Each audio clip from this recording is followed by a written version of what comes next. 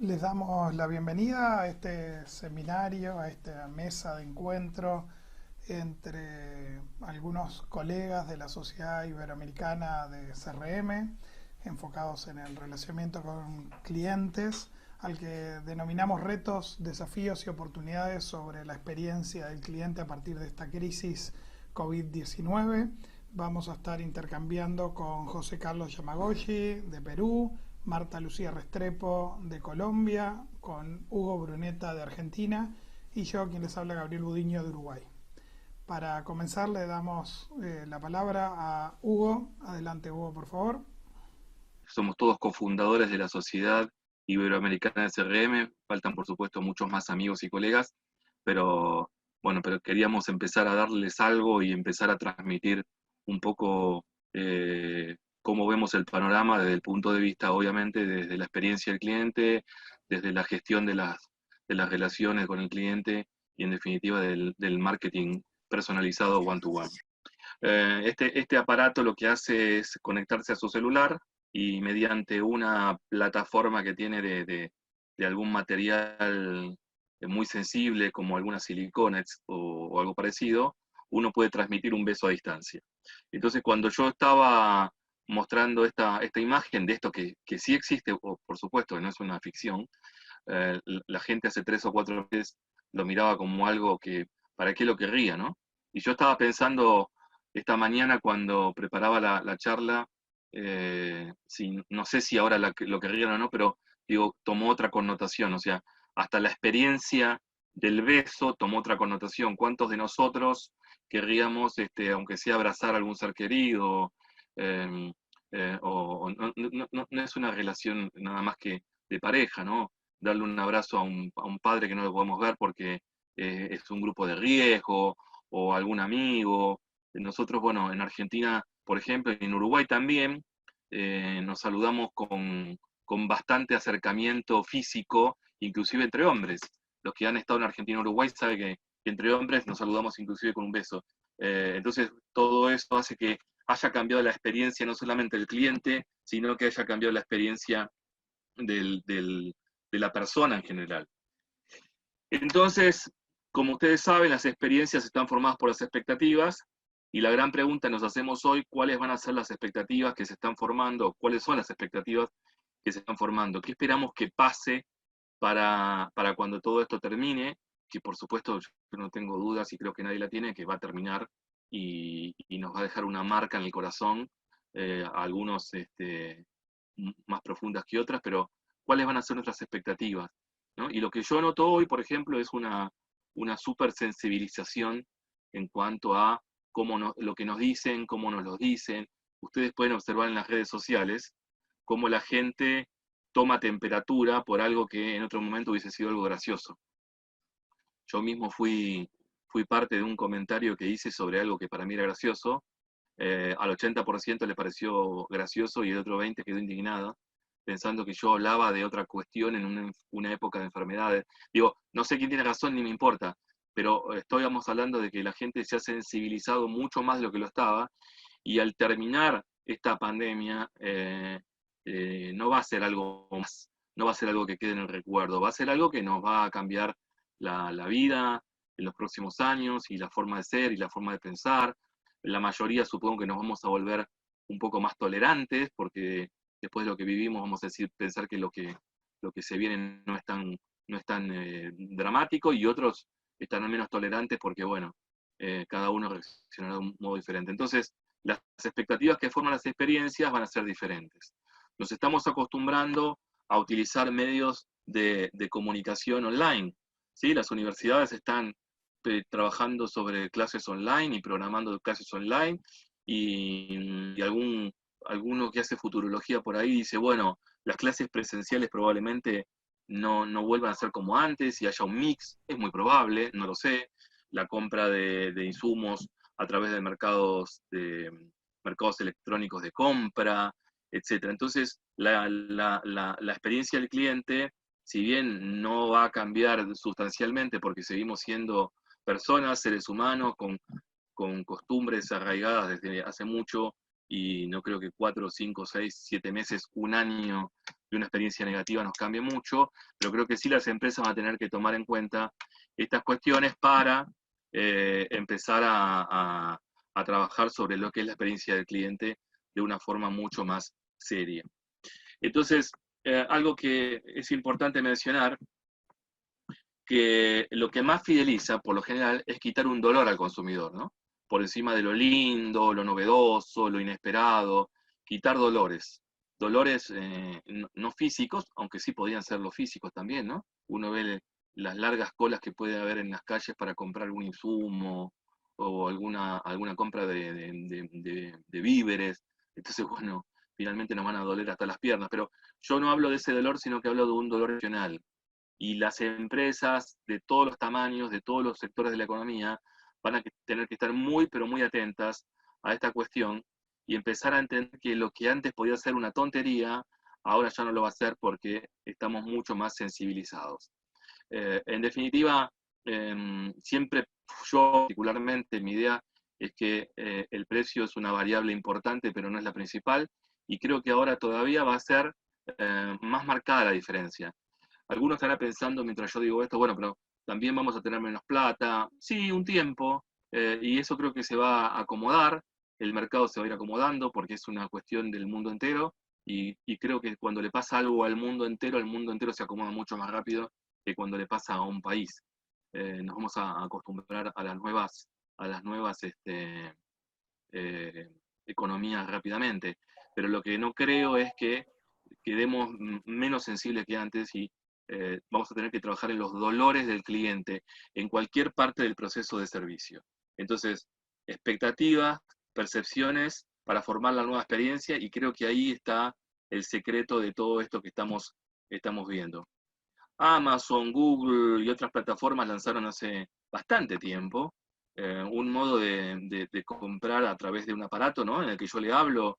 Bueno, ustedes, el que tiene Mac, iPhone, sabrá de Siri, y está el Google, el Amazon Echo, y en el Android hay otro sistema que se me acaba de ir el nombre, etcétera, donde nosotros podemos hacer cualquier compra.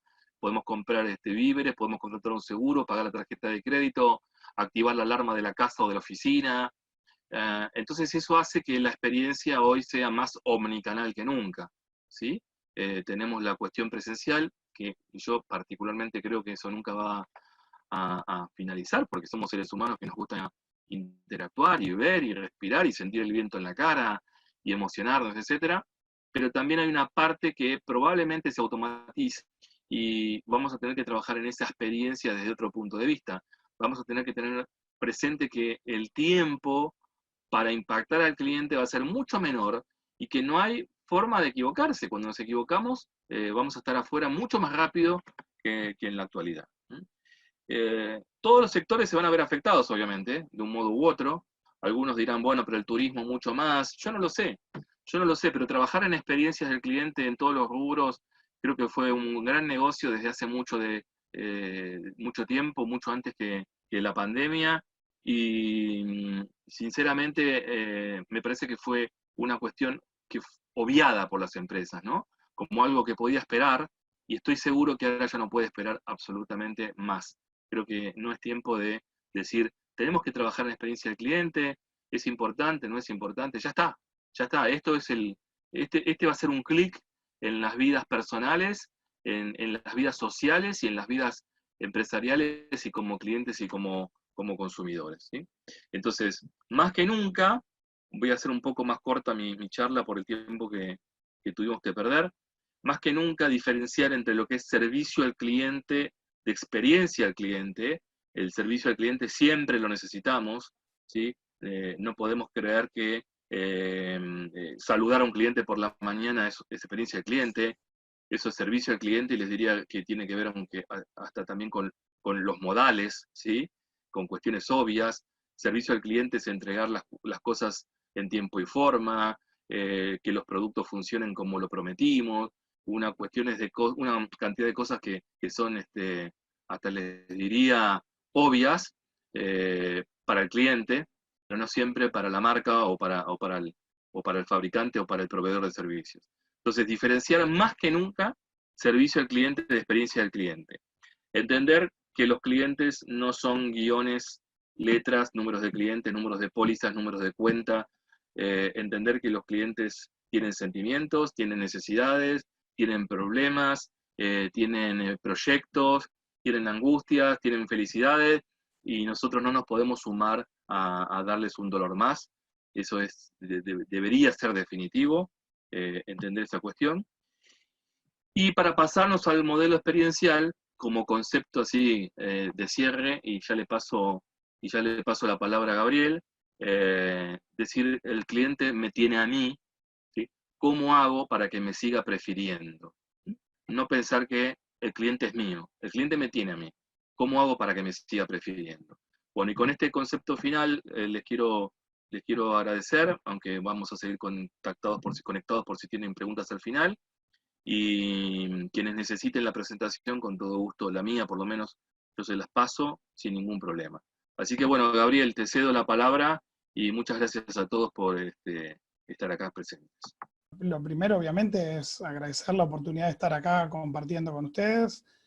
Como decía al principio, creo que este tipo de situaciones de crisis son también oportunidades de aprender, de mejorar, de descubrir, de ver qué podemos hacer distinto y qué podemos mejorar. Y hace un tiempo yo vengo bastante enfocado al tema de las comunidades y de las comunidades virtuales, donde la participación, digamos, de las organizaciones en redes sociales tiene un aspecto, pero no es el único, ¿no? Es decir, cuando hablo de comunidades, hablo de generar esos espacios donde nuestros clientes, nuestros consumidores, nuestros usuarios se encuentren, digamos, ¿no? Y que nuestra organización, nuestra empresa sea un espacio para ese encuentro, ¿no? Y eso implica, si hay una comunidad, implica autoidentificarse, implica una cierta repetición del contacto, implica que haya una familiaridad recíproca, que implica no solo, digamos, compartir la compra de un producto, sino compartir conocimiento, compartir emociones, un espíritu de solidaridad entre pares, ¿sí? ¿Y por qué esos elementos de comunidad se pueden llegar a dar en torno a una empresa? Y bueno, obviamente esto no es una página de Facebook donde nuestros clientes ponen me gusta o donde nos siguen en busca de promociones, ¿no? Lo que estamos hablando es que muchas organizaciones están en capacidad o tienen por sus características la posibilidad de crear verdaderas comunidades en torno a sus conjuntos de soluciones o de productos o de servicios. Por lo tanto, para desarrollar esta idea de una comunidad de usuarios, una comunidad de clientes, deberíamos pensar en primer lugar que la empresa va a ser un actor más de esta comunidad y no el protagonista, ¿no? Estamos como muy acostumbrados a un mundo porque así lo hicimos durante muchos años, de streaming, ¿no? De un broadcaster enorme, donde alguien tiene el poder y ese es el que comunica y el resto escucha.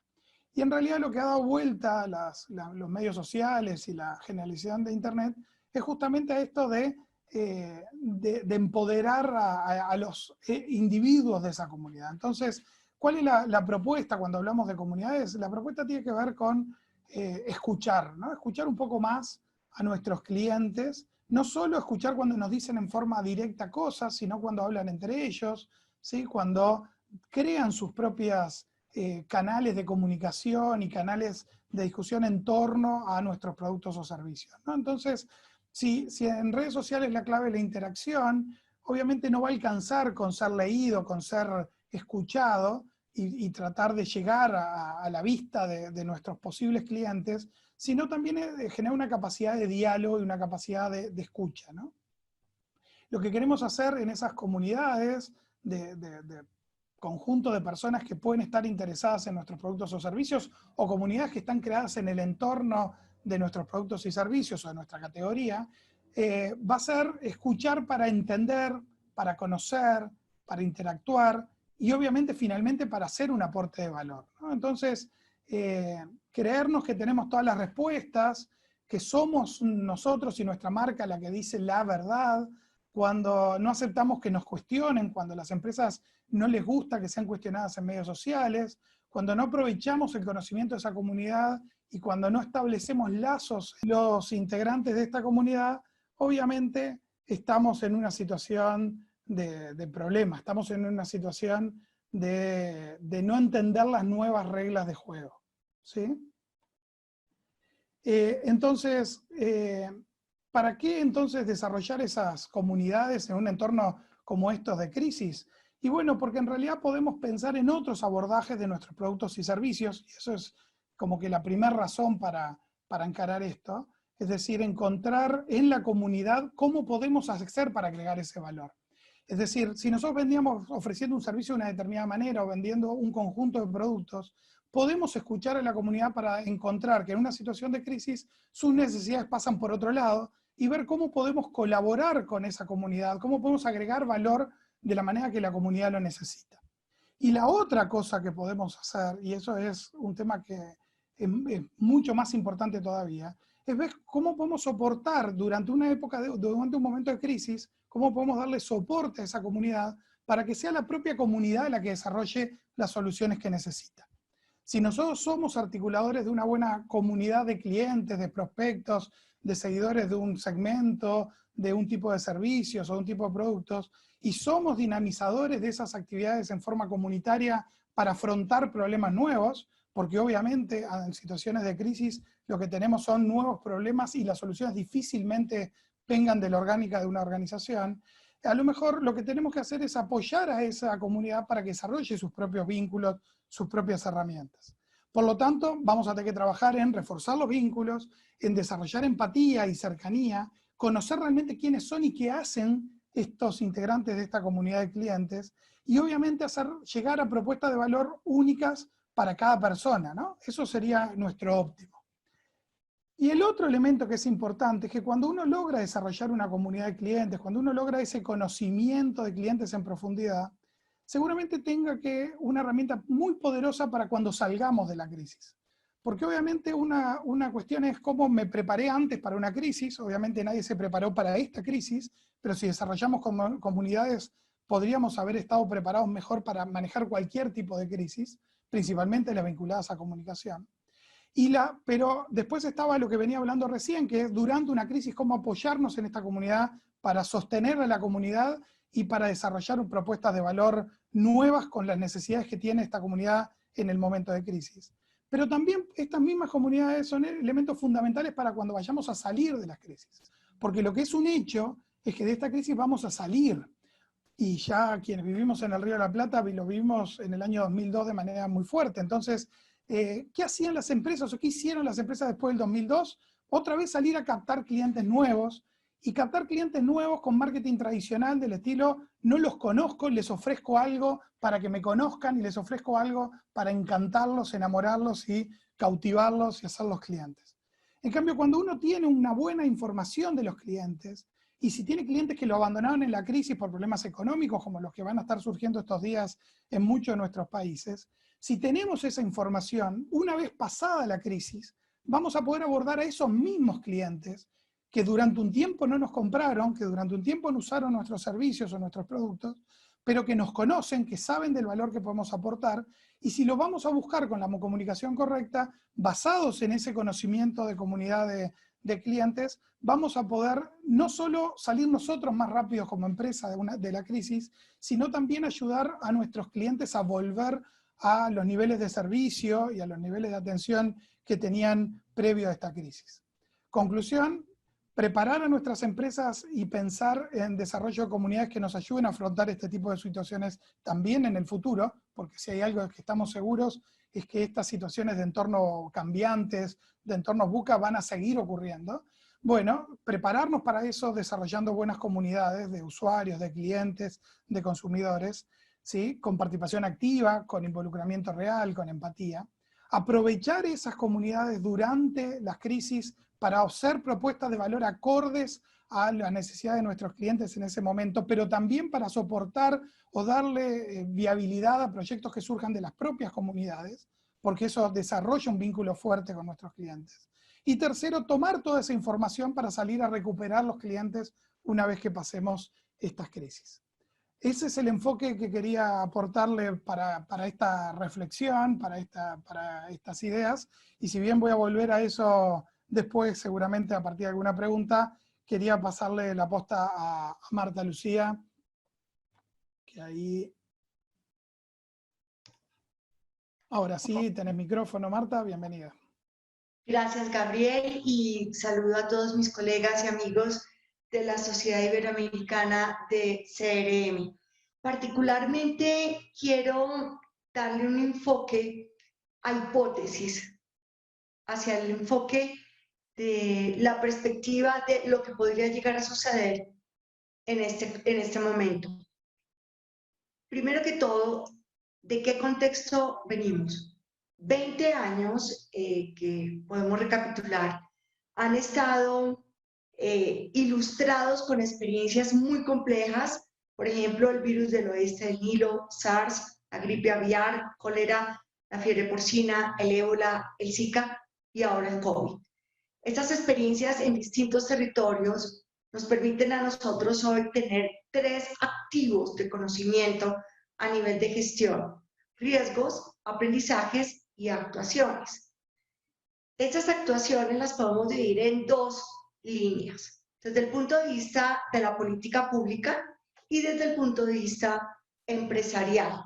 El 90% de las organizaciones del mundo lo constituyen las empresas, entonces ese rol sin duda alguna tiene una relevancia enorme en todo lo que significa la recuperación de ese futuro que comienza hoy. La política pública, en su haber y entender, se ha concentrado fundamentalmente en la implementación de medidas de todo tipo. Medidas como suspender pagos hipotecarios, arrendamientos, servicios públicos, diferir impuestos, proveer préstamos a las empresas, capitalizar, reducir horas de trabajo, generar liquidez, con objetivos clarísimos. Primero, proteger la vida. Y segundo, incrementar la resiliencia social y económica. Desde el punto de vista gobierno, esa política la estamos viviendo y experimentando en todos estos países.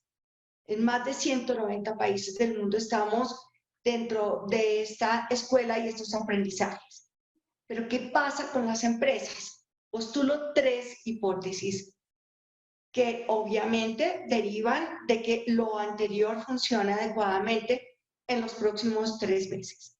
La primera hipótesis, alineada con lo que Hugo y Gabriel decían, es: las personas tendrán un comportamiento totalmente disruptivo en cuanto al consumo de bienes y servicios a partir del mañana. De mañana a las 8 de la mañana. Esto lo estamos observando ya desde una mirada, cambio de valores, y una segunda mirada, cambio de rutinas en las formas de comprar. Algunas han generado muy notables beneficios, especialmente en la administración de la economía del hogar.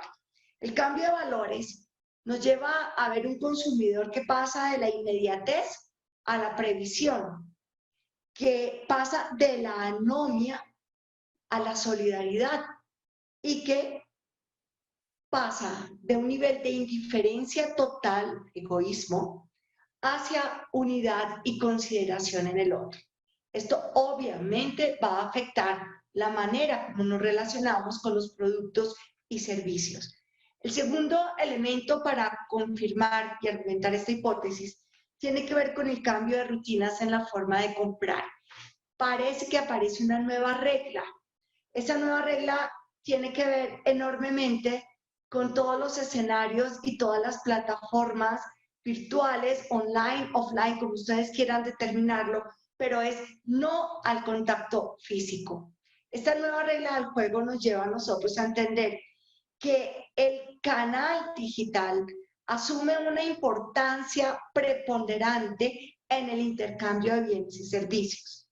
Pongo un ejemplo de cifras de Radar, empresa de investigación en Colombia, que nos muestra cómo el 35% de las transacciones se han hecho a través de domicilios, pero solicitudes en el 90% de los casos se han hecho a través de plataformas. Es decir, la plataforma online tiene que prepararse para crear unos estándares de experiencia inmediata, de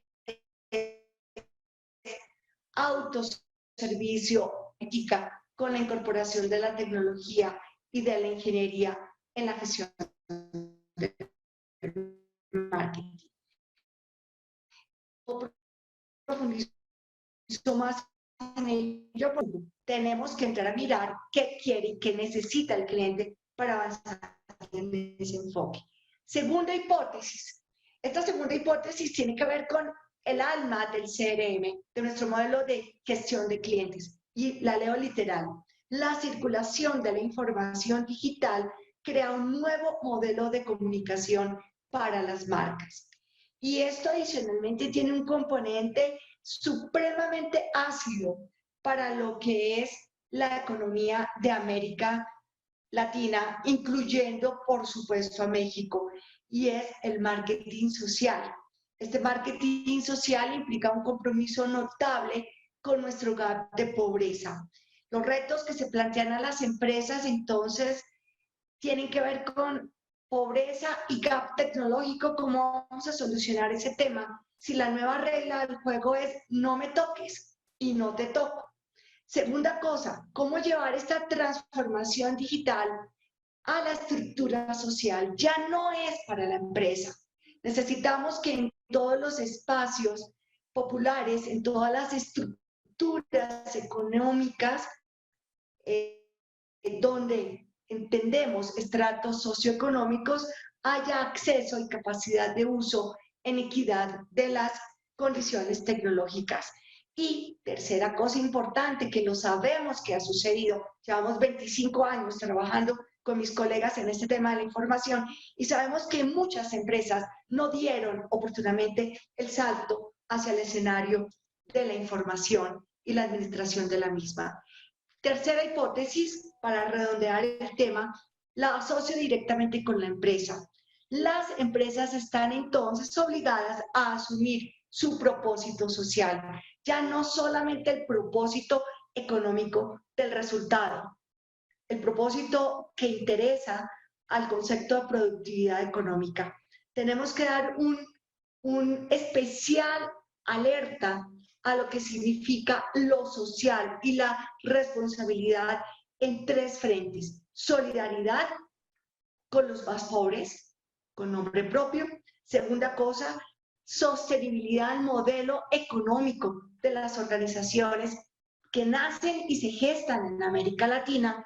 Y tercero, valiosísimo, un impulso a los emprendimientos dentro de los territorios en los cuales estos emprendimientos pueden generar valor. Recordemos que esa apuesta que han hecho los gobiernos de nuestros países de estimular toda esta nueva momento por un cierre de oportunidades de oferta-demanda de los mismos.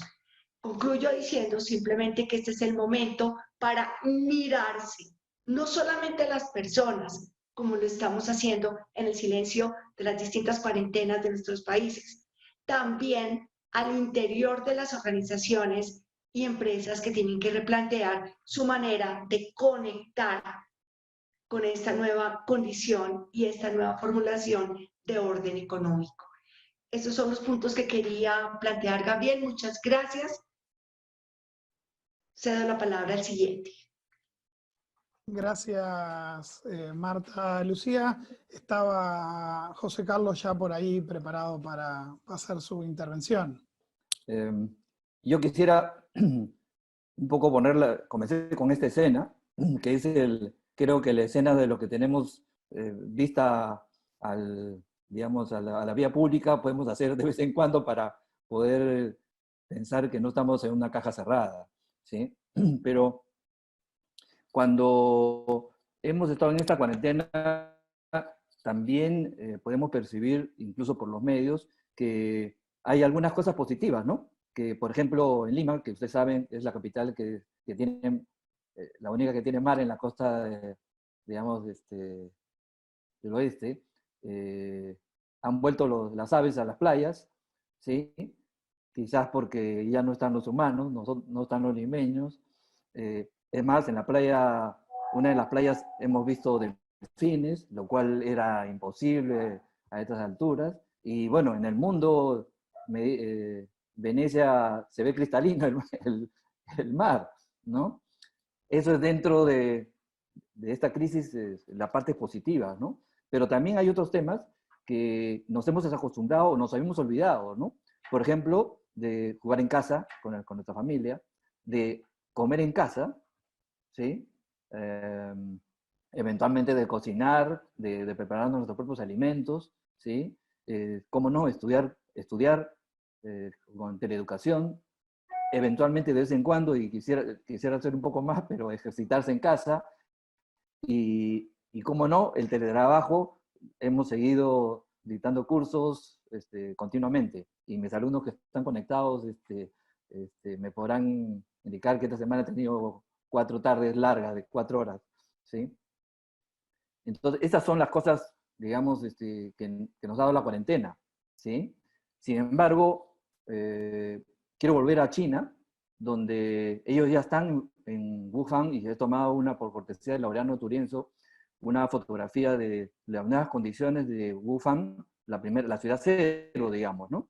Y vean ustedes este mall en Wuhan, en China, y por un lado tenemos al cliente con nuevos patrones de comportamiento, nuevos consumidores, eh, obviamente con nuevos hábitos, desconfiado, temeroso, con la distancia social, y por otro lado, los empleados o los colaboradores de la empresa esterilizando los pasillos y las escaleras cada 2 horas, distancia con los clientes, o sea, es una nueva forma de relacionarnos con los clientes distanciados, aunque suene un poco contradictorio.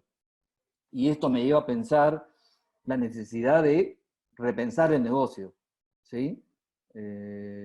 Sentimos muchas veces que ya no, las cosas no van a ser lo mismo. En algunos casos hay negocios que están a punto de, digamos, de sufrir un colapso, y entonces, ¿cómo hacemos para reestructurar, repensar el negocio, ¿no? Y definitivamente tenemos que adaptarnos a las nuevas condiciones, ¿no?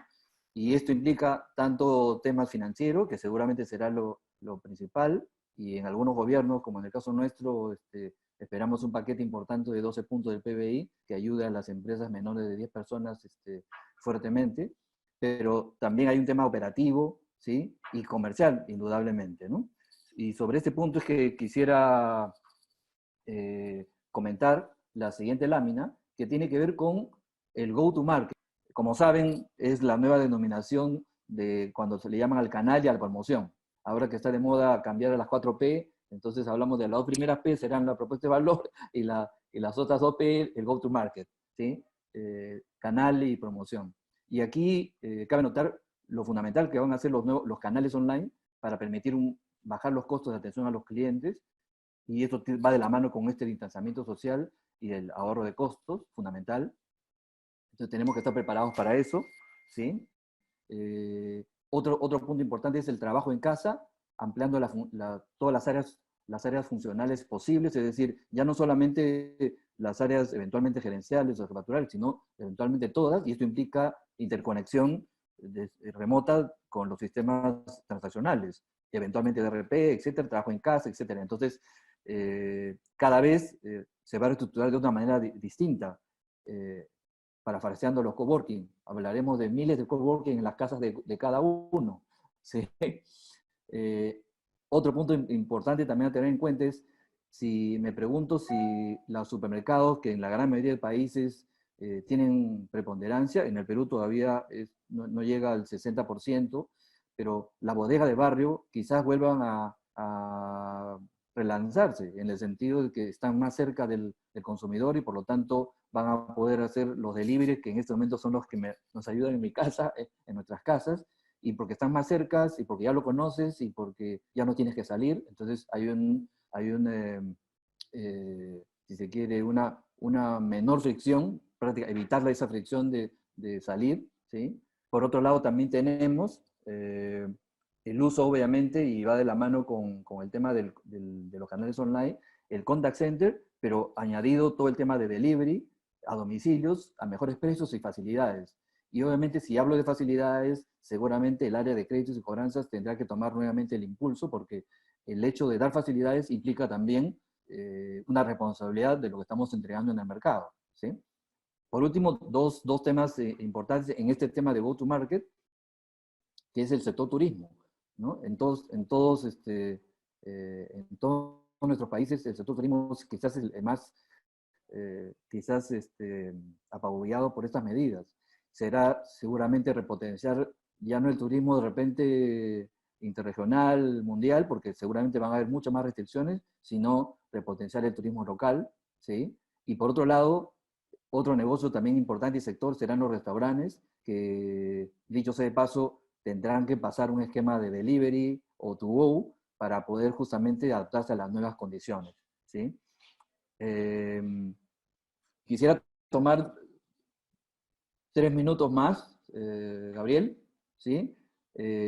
Quisiera un poco complementar este tema para no olvidar que, aunque estas medidas tienen que ver con, obviamente, las acciones comerciales y de relacionamiento con clientes, pero no quisiera olvidar el tema de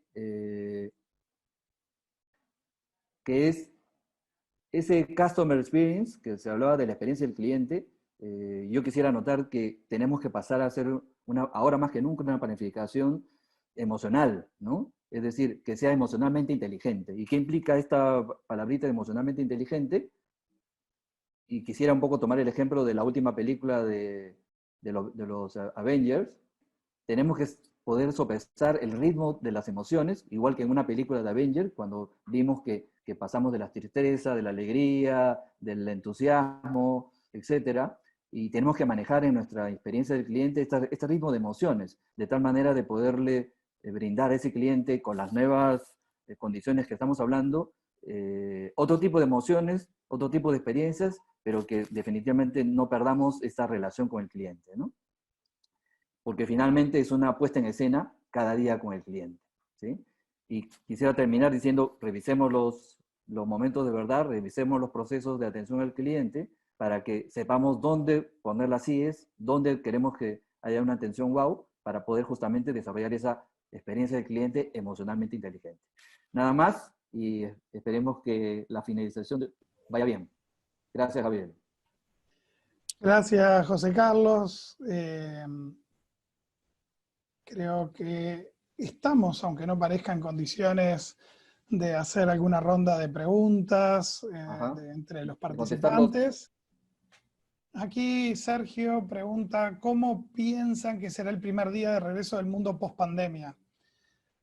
Y me atrevo a tirar el primer comentario sobre el asunto, porque creo que tiene mucho que ver con esto que veníamos hablando de los sentimientos, ¿no? Es decir, vamos a tener mucho tiempo de encierro y por lo tanto vamos a salir seguramente con muchas ganas de encontrarnos, ¿no? Y a lo mejor hay que prepararse para ese momento de encuentro, ¿no? Es decir, de reencuentro en las relaciones personales, pero también el reencuentro con nuestros clientes, con volver a abrir nuestras tiendas. Sin duda va a ser un momento que nos va a movilizar a todos emocionalmente, y creo que hay que prepararse para eso, ¿no? Prepararse con una introspección, ¿no? Prepararse desde lo personal, pero también prepararse desde lo organizacional, ¿no? A abrir las puertas y a recibir a alguien, no para salir corriendo a venderle, sino para salir corriendo a recibirlo, a abrazarlo, como seguramente todos tengamos esa sensación. No sé si algún otro compañero quiere agregar algo al respecto. Yo quiero decir algo que veníamos diciendo, o yo venía pensando. Yo tengo 55 años, Marta ahí nombró unas cuantas crisis. Yo soy argentino, así que además de las crisis sanitarias que nombró Marta, nosotros vivimos un montón de crisis económicas, pero tremendas, tremendas. Busquen crisis económicas argentinas y van a pensar que es una película de terror, pero no, lo vivimos. Un continuo. Sí, tal cual, tal cual. Y la verdad es que todo pasa. En 2, 3 meses nos vamos a olvidar, vamos a quedar marcados, vamos a quedar con un aprendizaje, pero creo que en 2, 3 meses, una vez que esto termine, por supuesto que va a terminar, no tengo dudas de ello, más antes que después, creo que vamos a volver a la vida normal, y sí va a tardar en restablecerse las economías de los países más chicos o de los menos poderosos económicamente, seguramente nos cueste más, pero no creo que nos cambie demasiado.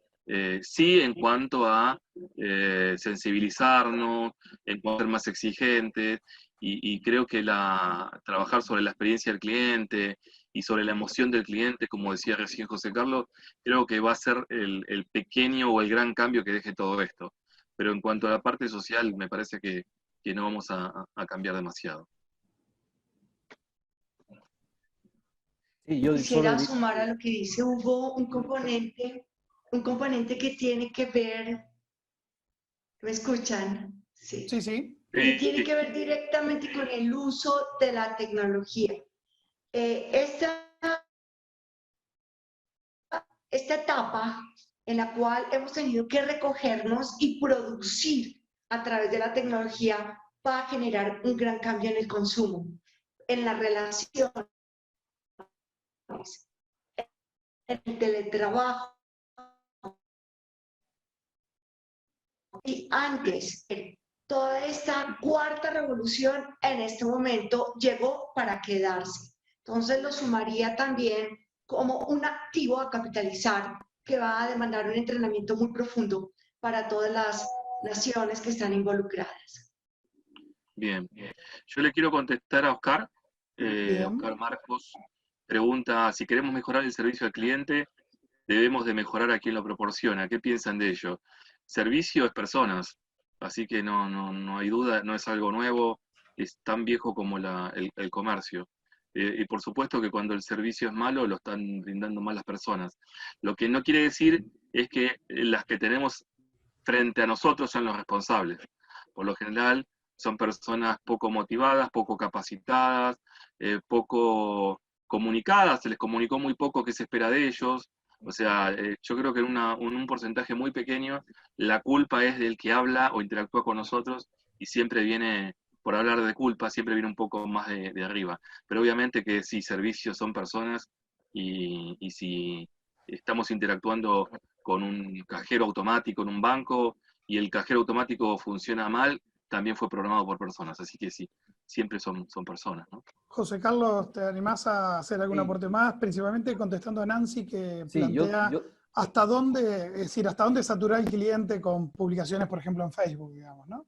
sí, sí. Antes quisiera un poco complementar la primera, era sí al distanciamiento físico, pero no al distanciamiento social, ¿no? Eso Claro. es fundamental, ¿no? Hay que poder diferenciarlo. Eh, sobre cuántas veces dice publicaciones semanales se debe realizar para no saturar al cliente. Yo diría que primero tendríamos que ver si la comunicación tiene valor para el cliente, ¿no? Yo estoy seguro que si tiene valor, ese cliente va a valorar que le escribas por inbox en la noche, porque de repente está esperando su crédito hipotecario o crédito del auto y no le va a importar las veces que te comuniques. Lo importante es que tú le otorgues valor a ese cliente que espera eso. De lo contrario, lo estás molestando en realidad, ¿no? Sí. Tal cual, yo creo que ahí también es importante entender de que no es tanto un tema de cuánto, sino más un tema de qué es lo que espera el cliente, ¿no? Y si a lo mejor en lugar de publicar tanto escucháramos más, quizás funcionaría un poquito más, ¿no? Obviamente también a la salida, como dice Oscar, a la salida de la crisis va a haber una lucha fuerte por conseguir clientes. Quizás también tengamos que poner foco en no solo salir a buscar clientes nuevos, sino reencontrarnos con los clientes que perdimos en este tiempo, ¿no? Sergio también dice, uno de los logros fundamentales fue que el de remotizar, de pasar a remoto a la gran mayoría de los miembros de la organización. Sin duda esto es un cambio en las dinámicas internas en las organizaciones, ¿sí? Y se me movió ahí.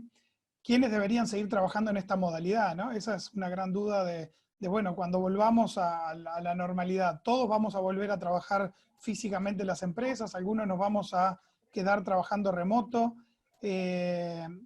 Serbia pregunta, ¿qué oportunidades de Perdón, cliente? Sí, Gabriel. No, referido a lo que dice Sergio Rotsevich, a quien le mando un saludo. El tema de bueno, como dice Sergio, no sé si esta palabra existe, remotizar. Si no Sí. existe, la vamos a agregar porque me encanta esa palabra. Me parece que ya veníamos con todo esto. y hoy uno de los beneficios que una empresa le puede dar a un joven, a un millennial, es un día de home office, ¿no? Los jóvenes, digo hasta 30, 35, prefieren un día de home office a que les aumenten el sueldo. Así que me parece que esto es algo que ya venía de antes y ahora aprendimos que se puede, no todos, ¿sí? Yo creo que no todos aprendimos que se puede y por supuesto hay un montón de negocios que no van a poder trabajar de manera remoto, ¿no? El señor que nos está terminando de construir la casa va a tener que seguir en nuestra casa y no va a poder hacerlo desde la suya. Pero creo que lo que pregunta Sergio, que por supuesto no es que yo esté hablando con un dato exacto, es también una percepción, y me parece que esto ya venía de antes, y ahora muchos de nosotros aprendimos que está bueno, que se puede, y eso es algo de los cambios que me parece que van a quedar, Sergio, no sé, seguramente después podemos seguir profundizando. Y yo quisiera anotar también que en algunos casos para los mandos medios, creo que el home office creo que implica más trabajo. Y eso creo que los puestos gerenciales tenemos que tomar en cuenta, porque muchas veces ya no nos interesa la hora y simplemente tratamos de trasladar operativamente a los mandos medios las actividades. Y esto es algo importante que hay que considerar. Home office no significa 24 horas por 7, ¿no? Por eso decía que hay que aprender, Así ¿no? es. Algunos estamos aprendiendo todavía. Sí, creo que eso responde también a la pregunta de Mario que decía, ¿creen que las empresas están preparadas para continuar prestando atención a este nuevo consumidor? Y también había un comentario que decía, ¿qué comportamiento del cliente creen que van a perdurar a largo plazo, ¿no? Obviamente, tratar de medir el futuro en base en un momento de crisis es muy difícil, y pensar que se va a extrapolar de esta experiencia también es difícil. Sin duda muchas empresas tuvieron como un sacudón de darse cuenta que no estaban preparadas para este tipo de situaciones, ¿no? No estaban preparadas para que sus colaboradores trabajaran en forma remota, o no estaban preparadas para atender a sus clientes en estas modalidades, y los clientes tampoco estábamos preparados para sumarnos a alguna de estas modalidades, ¿no? Hay mucha gente que tuvo que aprender a hacer compras a través de Internet porque a lo mejor nunca los había hecho, ¿no? Y algo que aprendimos todos hoy, todo el mundo habla de Zoom. Sí. Empezaron a aparecer algunas noticias sobre Zoom y ya vieron que las noticias eran verdaderas. Zoom no sé cuánto creció, es verdad, o sea, hoy aprendimos todos que, Sí, te la por pasé, ejemplo, Gabriel. yo, me disculpe si hay algún directivo de Zoom escuchando, pero yo ya sé que no voy a comprar la plataforma de Zoom y voy a ir por Teams de Microsoft o alguna de esas otras. Digo, miren cómo vamos aprendiendo en el minuto a minuto de lo que es el teletrabajo, ¿no? Claro. Quiero sumar algo con respecto a lo que pregunta Mario Vázquez, y es con respecto a las tecnologías de información. ¿Las empresas estaban o no preparadas? Realmente nos falta prepararnos desde dos maneras: conocimiento técnico, capacidades, competencias. Ese es un gran desafío que es una invitación, por supuesto, a volver a la universidad. Y segundo, invertir en los conceptos de tecnología adecuados al negocio. Las tecnologías de información son, como en su momento lo dije en mi intervención, la tubería sobre la cual la operación del negocio llega al consumidor. Sin esas tecnologías dominadas y adecuadamente diseñadas, no vamos a poder crear adecuadas experiencias. Hay que necesariamente estudiar y trabajar más en el diseño e integración de ellas en el modelo del negocio. Sin duda, como menciona Mariana por ahí, la administración del tiempo de las personas que hacemos teletrabajo también es algo a aprender, ¿no? Lo decían ustedes, lo decía José Carlos especialmente, el tema de supervisar personas que hacen teletrabajo, pero también de gestionar nuestros tiempos como personas, ¿no? Es decir, el diferenciar el tiempo de trabajo del tiempo en hogar, del tiempo del almuerzo, del tiempo de la familia o de cualquier otra actividad, es una mezcla que obviamente es parte de estos aprendizajes, ¿no? Es decir, hoy, por ejemplo, descubrimos algo sencillo, que era que un link a una sesión de Zoom no se puede publicar en redes sociales abiertamente, que hay que pedir inscripción necesariamente para responder con un password, y que seguramente eso tampoco sea una limitación para quien quiere molestar, digamos, ¿no? Entonces, No todo es maravilloso, el teletrabajo tampoco es perfecto, y está bueno también entender o visualizar estas cosas, ¿no? Es decir, tener la posibilidad de pasar por la experiencia, ¿no? Sí, Sí, sí, dale. y fundamentalmente también que esta nueva modalidad va a implicar un nuevo lenguaje de medios, ¿no? Definitivamente ese lenguaje de medios va a ser fundamental y está recién implementándose. Es decir, va a ir cambiando dinámicamente hasta encontrar lo que la radio y la televisión y la prensa en su momento llegaron a hacer, ¿no? Sí, yo quiero ahí contestar a César del Castillo, que dice, ¿qué piensan en trabajar las bases de datos de las empresas como primer paso para reactivar clientes fieles? Mira, César, nosotros somos de la Sociedad Iberoamericana de CRM, así que no podemos entender cómo una empresa no trabaja sus bases de datos. Nos horroriza la pregunta de si hay que hacerlo o no. El CRM es eso, el CRM es relacionarse con los clientes a través del conocimiento de los mismos, y para eso trabajamos con bases de datos, no que tienen nombre, apellido, mail y teléfono, sino que queremos saber lo que se sabe de un amigo. Así que trabajar las bases de datos no es algo optativo para nosotros, es algo obligatorio, ¿sí? Yo Y les es algo cuento. indiscutible. Lo que César está preguntando, quisiera aportarte, César, esa es una regla del juego gerencial. En este momento, hace rato venía sucediendo, pero el que tiene el conocimiento profundo del cliente tiene la capacidad de comprender sus gustos, hábitos y preferencias. Y si tú comprendes eso, que es básicamente un juego de información, puedes generarle valor, puedes atenderlo, puedes servirle. De Sí. manera que esa regla del juego llegó para no irse. Ahí, Yo sí quisiera un poco ir más allá a la pregunta de César, que quizás es, dentro de esta cuarentena implica desconexión total con nuestros clientes, y yo un poco lo tomo así el trabajo, es decir, no necesariamente, nos interesa también la salud y, digamos, el bienestar de nuestros clientes. Entonces, no hay por qué perder comunicación en este mes o en esta cuarentena, ¿no? Yo lo tomo por ese lado, también. digamos, la consulta, ¿no? Hay una cosa que yo quería agregar que es una experiencia muy local, en Uruguay, en Montevideo principalmente, es bastante tradicional que se armen puestos de vendedores de frutas y verduras en forma organizada, en lo que llamamos nosotros ferias vecinales, donde una vez a la semana en cada barrio, en cada zona, hay un conjunto de vendedores de frutas y verduras en los barrios, ¿no? En las distintas zonas de Montevideo. Y ese vínculo entre el feriante y el vecino es un vínculo que generalmente es muy cercano y de mucho conocimiento, ¿no? El vendedor conoce a cada vecino que va a comprar, sabe qué tipo de productos compra, cuánto compra, cuáles son los intereses, ¿no? La típica de si prefieren la fruta más verde para que dure o más madura para consumirla inmediato. Es decir, hay un conocimiento que tiene el vendedor de la feria, el vendedor de frutas y verduras de sus clientes, que cuando se limitó la posibilidad de vender en ferias, de establecer esas actividades, los vendedores dijeron, bueno, pero si yo los conozco, sería fácil para mí llegar a ellos y llevarles a su domicilio las frutas y las verduras, ¿no? Tengo todo el vínculo construido. Y sin embargo, ¿qué le faltaba? Le faltaba base de datos, le faltaba información, porque a lo mejor conocía el nombre de pila de la persona que venía físicamente, pero nunca tuvo registro de quién era esa persona y cómo contactarse, y ese cliente tampoco lograba contactarse con ellos. Se creó una plataforma en estos días para tratar de recuperar el vínculo entre los consumidores y esos pequeños empresarios de frutas y verduras en Montevideo, y generar esa base de vínculo se vuelve fundamental en estos momentos, sin duda.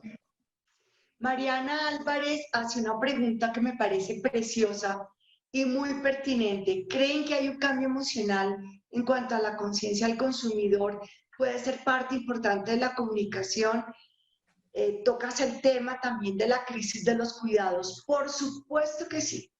Esta situación nos ha llevado a nosotros a establecer prioridades. La crisis de los cuidados, que está marcada por la participación de la mujer en el espacio de la productividad y de generación de ingresos para el hogar, sin duda alguna se está sintiendo ahora. o cuido el bebé o trabajo, o hago el teletrabajo o cocino y preparo la cena. Este tema del cuidado también es uno de los nuevos rasgos de este consumidor que pasa de un nivel de anomia, Mariana, de total indiferencia hacia el entorno, familia y colegas de trabajo, incluyendo clientes, hacia la comprensión del otro. Entonces, sí estamos pendientes del otro, eso lo hemos visto, vemos en los supermercados como nunca donaciones de mercados para otros, aplaudiendo a la gente que está atendiendo y cuidándonos en esta coyuntura, etcétera, que es un sentido de solidaridad nuevo. Creo que la crisis de los cuidados que nos venía preocupando desde hacía un quinquenio, en este momento va a tener un replanteamiento en el enfoque de la pregunta de Mariana Álvarez. Sin duda. ¿Hubo algo que quieras comentar? Porque yo creo que sería bueno ya ir pensando en cerrar y hacer una ronda de conclusiones. No, bueno, no, que nos pueden googlear a todos y contactarse con nosotros por redes sociales. Yo había preparado una presentación que, bueno, por motivos que ya vieron no se pudo mostrar, pero está a disposición de ustedes, me la piden por mail, con mucho gusto se las mando. Así que, bueno, solamente agradecerles mucho a todas las personas que asistieron, que en un momento hubo casi un pico de 60, y bueno, y a mis amigos, colegas y socios, Gabriel Gudiño, Marta Lucía Restrepo y José Carlos Yamagoshi, y todo el resto de la Sociedad Iberoamericana de CRM que andan diseminados por toda Latinoamérica. Así es, gracias colegas. Gracias, bueno, Marta, Lucía. Gracias a todos. Obviamente agradecidos a Hugo, a Marta, a Lucía, a José Carlos por la buena disposición para generar este espacio de intercambio y nada, que esto haya sido una oportunidad de reencuentro, de generar oportunidades de intercambio, de aprendizajes, porque creo que si algo nos tenemos que llevar de esta crisis es mucho, mucho más conocimiento y mucho más experiencia, desafíos, retos para afrontar en el futuro. Gracias a todos, de verdad. Tengan ustedes muy buena tarde, noche en sus respectivos países y gracias de nuevo por estar.